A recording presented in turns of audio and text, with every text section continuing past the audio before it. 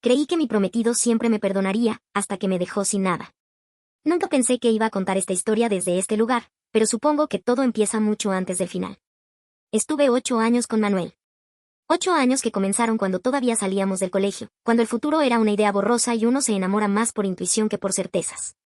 Manuel siempre fue tímido. De esos que bajan la mirada cuando hablan y prefieren escuchar antes que opinar. En reuniones se quedaba en un rincón, sonriendo con incomodidad, esperando que el foco no se posara sobre él. Incluso había gente que se burlaba de su aspecto, lo llamaban el feíto, como si eso definiera algo. Yo era todo lo contrario. Me gustaba hablar, reír fuerte, llamar la atención sin proponérmelo demasiado. Donde llegaba, terminaba destacando. Siempre fue así. Y aún así, lo elegí a él. Porque con Manuel me sentía segura. Era un refugio. Sabía que no me iba a fallar, que no tenía dobleces, que no jugaba. En ese entonces creía que eso era suficiente. Lo que nadie te advierte cuando eres joven es que la seguridad, cuando se da por sentada, puede volverse rutina, y que sentirse especial todo el tiempo puede terminar convirtiéndose en soberbia. El primer error llegó así, sin grandes planes. Estábamos en una reunión, había alcohol, risas, música alta. Un chico se me acercó, seguro de sí mismo, distinto a Manuel. Conversamos, reímos, y en un descuido terminé besándolo. Fue un instante, pero uno que no se puede borrar. Manuel lo vio. Estaba ahí, parado, mirando cómo su novia lo traicionaba frente a todos. Sentí que el piso se abría bajo mis pies. Corrí detrás de él, le hablé, lloré, le dije que había sido un error, que no significaba nada. Manuel estaba destruido. Pasó 2 días sin hablarme. 2 días de silencio absoluto que sentí como una sentencia. Pensé que lo había perdido para siempre. Pero me perdonó. Después de llorar, suplicar y prometer que nunca más volvería a pasar, aceptó seguir conmigo. Me dijo que le dolía, que no lo entendía, pero que no quería perderme. En ese momento creí que había aprendido la lección. Durante años fui fiel. Por respeto, por miedo, por gratitud. Pero también aprendí algo peligroso sin darme cuenta. Incluso después de humillarlo así, Manuel no fue capaz de dejarme. Esa certeza se quedó conmigo. Nuestra dinámica siguió igual. Yo brillaba, él acompañaba. En reuniones yo era el centro y él el fondo. Nunca se quejó. Nunca reclamó.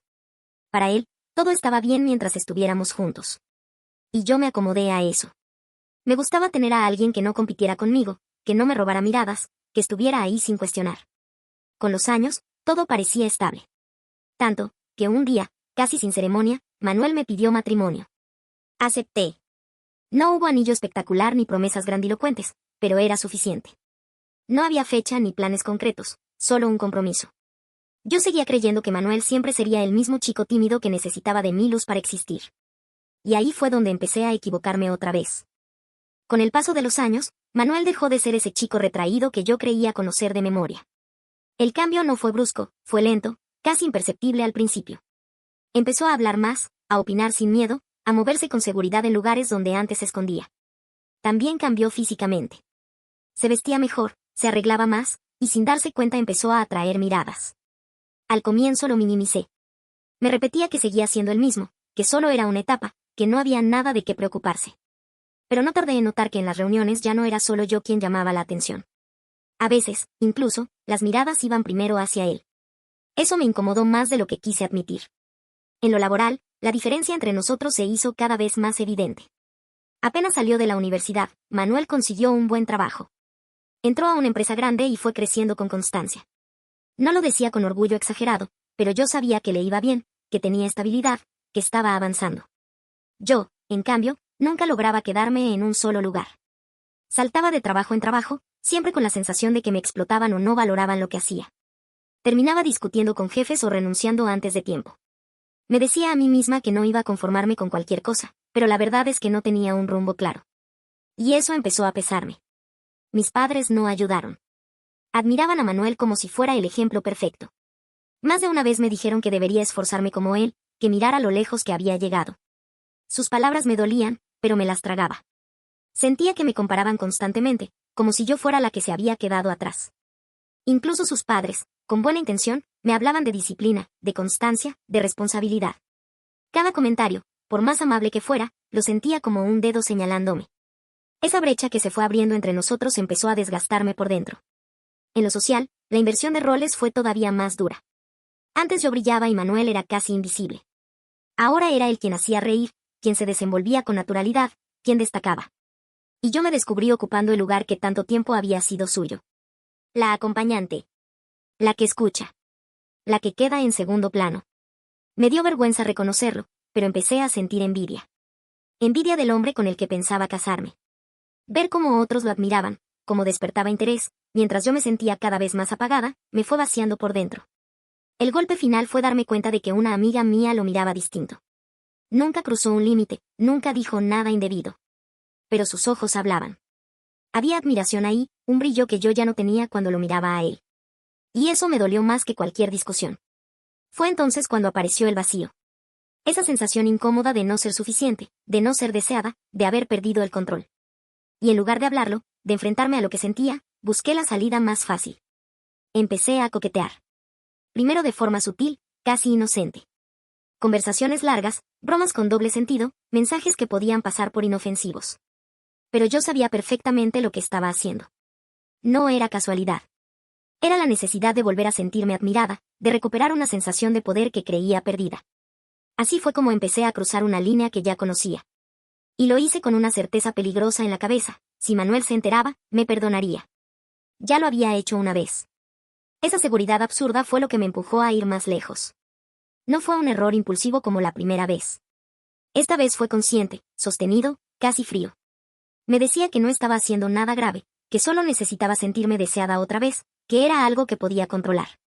Entre esos coqueteos apareció Rómulo. No tenía nada extraordinario, pero sabía mirar, sabía escuchar, sabía halagar. Con él volví a sentirme vista. No era amor ni algo profundo, era atención. Y en ese momento, eso me bastaba. Mientras Manuel brillaba en reuniones, en el trabajo, frente a todos, yo tenía a alguien que me ponía en el centro en privado. Era como equilibrar una balanza. Me convencí de que así nadie salía perdiendo.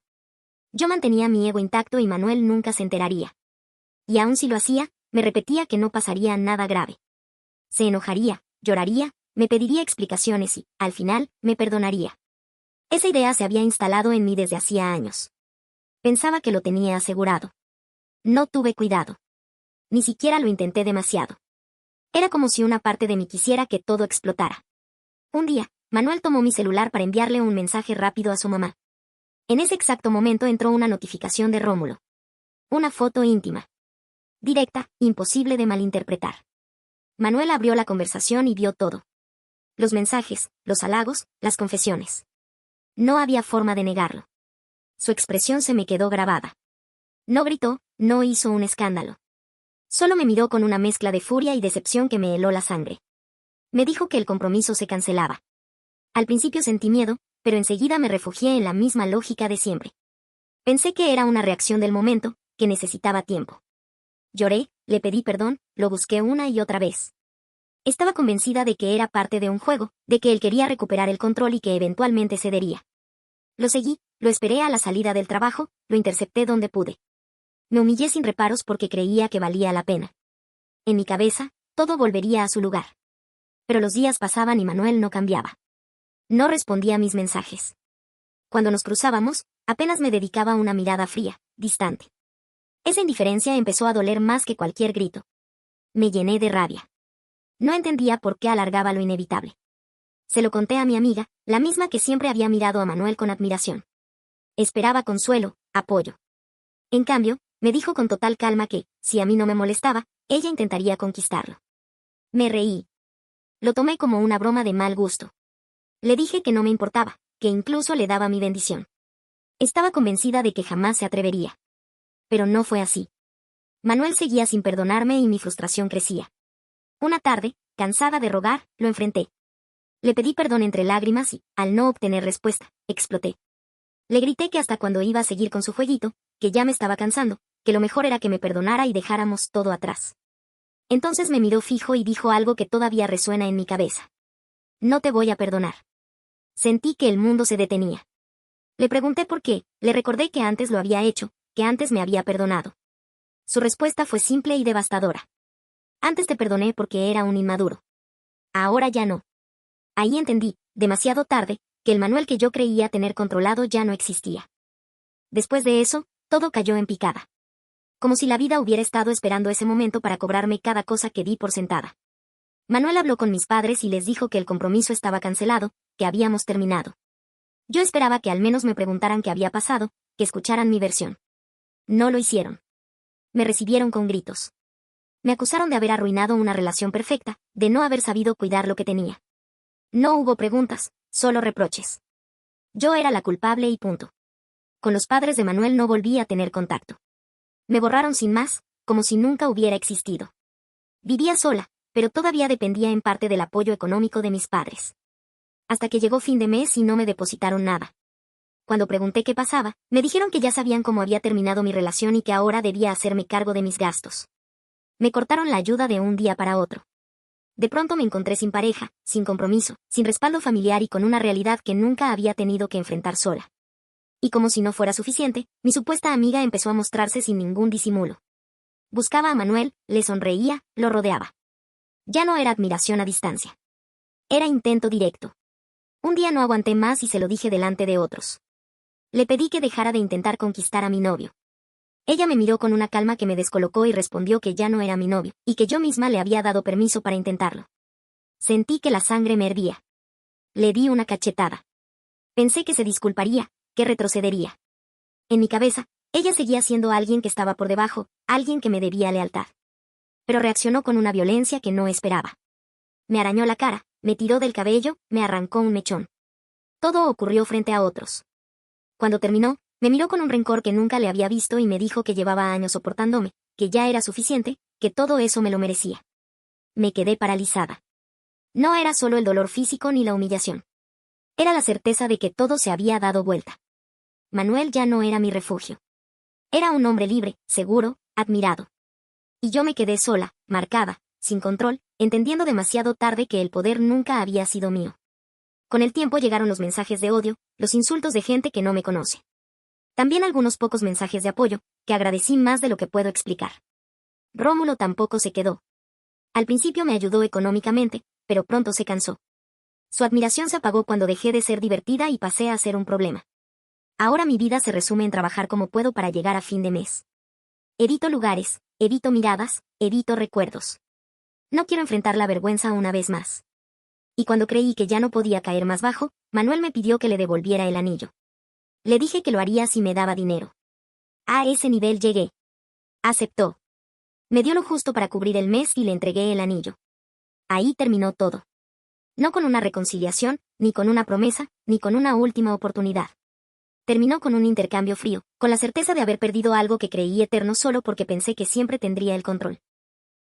No olvides dejar tu opinión en los comentarios, dejar tu like y compartir este video.